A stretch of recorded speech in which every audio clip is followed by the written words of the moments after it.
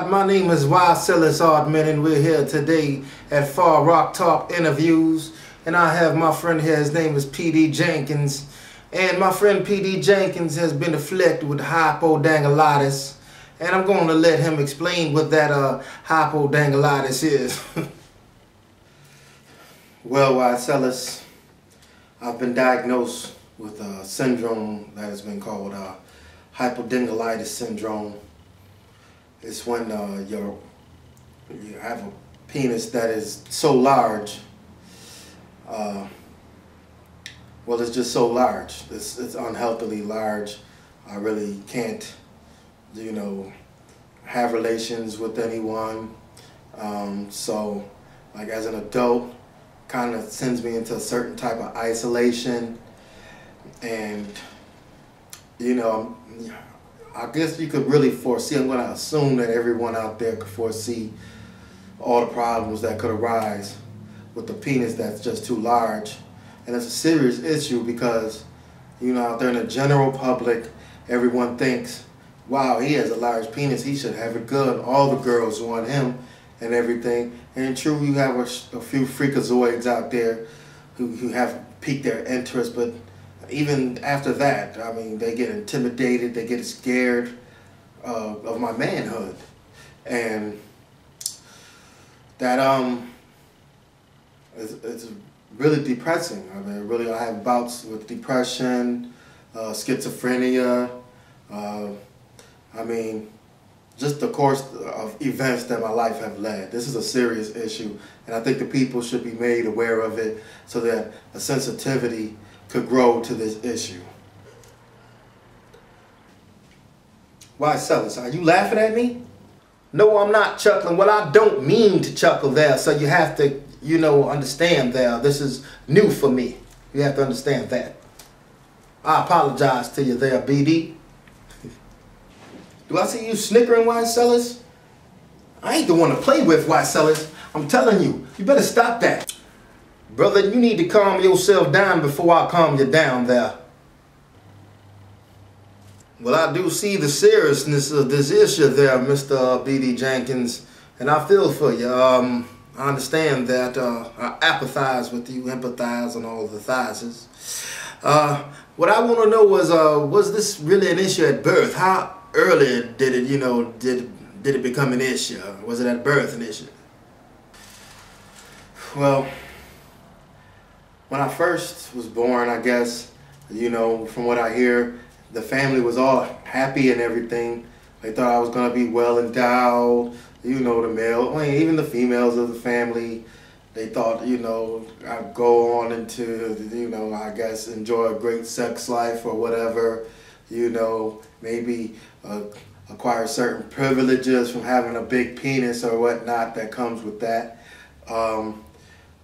So early on it was looked at as kind of a blessing, but also early on it was also kind of a curse because my mother had to make special diapers for me because like the tiny diapers were too tight around my penis and it was uncomfortable. My mother could tell me, that it would, she could tell I was uncomfortable, so she had to like buy big diapers but then tie them around my waist extra tight, because the bigger diapers wouldn't fit around my waist. So early on, it was kind of pros and cons, had its pros and cons. That's how it was early on. Well, that seems to be a nice start off for this story. Interesting start off, to say the least. What us folks are, well, I know what I want to know, and I think those out there in television land would like to know is, exactly how long was it at birth? Was it how many inches, millimeters, cubics? How many? Can you give me something idea-wise how big it was? Well, at birth, at birth I was 4 inches long. I was 4 inches long at birth. I mean, the doctors did note it as a record in the state, so. Yeah, lottie-dottie, I had a big 4-inch penis at birth. Now, I would imagine that maybe problems wouldn't start up to you, to maybe puberty or something like that. Did anything happen to you in your adolescence suffering from this hypodinglitis? Well, during my young adolescent years, I mean, it wasn't really a problem. In fact, it was kind of another blessing. All my mom's girlfriends, they wanted to babysit me, so she never had a problem, you know, finding a babysitter for me. The only problem for me, you know, as a child, it seemed like my babysitters always wanted to put me to bed early and tuck me in and, you know, give me extra baths and stuff like that.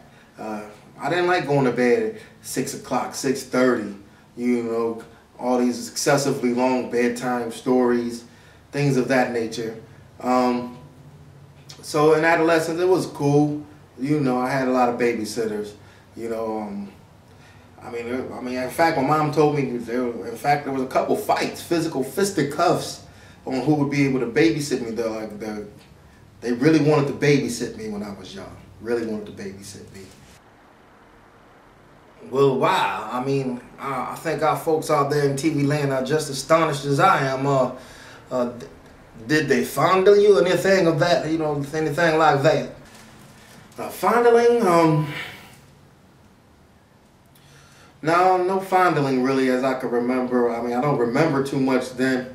What I do remember is the baths. Like, you know, I was an extremely clean child. All my babysitters felt it necessary to like bathe me, and I always noticed that they always spent a lot of time down in that area around my penis, making sure my testicles were clean and things of that nature. I thought it was kind of weird, but at the same time it felt kind of good. They would do the goo goo gaga, or maybe, you know, maybe I got older, they would make it a playful situation. So I really didn't think anything was wrong with it. I didn't think anything about being fondled or anything of that nature. Can you tell me when you first became aware of your sexuality, your, you know, sex and things like that? Well, I guess you could say I first became aware of like what sex was and sexuality is when, you know, after a while, I guess one babysitter won out on all the fightings, and I had this one baby. She was my favorite babysitter, to be frank with you, and she used to, you know, play with me like, you know, I was her play little boyfriend, and she was my play girlfriend, and, you know, time grew along, she would play hug and kiss with me, cuddle, and then eventually, one day, you know, I guess she felt I was old enough to keep a secret, and she was like, you know, boyfriends and girlfriends, they have a private area, private time where they make each other feel good. And she actually, you know, I didn't know what, you know, I didn't know any better, and it actually felt good. She, you know, was able to get me an erection. I guess this was around the time I was 8 or 9 years old. I was able to get an erection, and I mean, now I look at it as maybe she took advantage of me. But back then I didn't know. And we made each other feel good, and you know, being an adult now, I mean, she took advantage of the fact that I was actually too young to ejaculate. So, I mean, I could go on for hours. I could go on for hours and hours. And we would, you know, she put me to bed at 5:30. I wouldn't actually get to bed till like 9 o'clock. But I enjoyed it myself. It felt good to me too. So I didn't really think I didn't think I was being taken advantage of.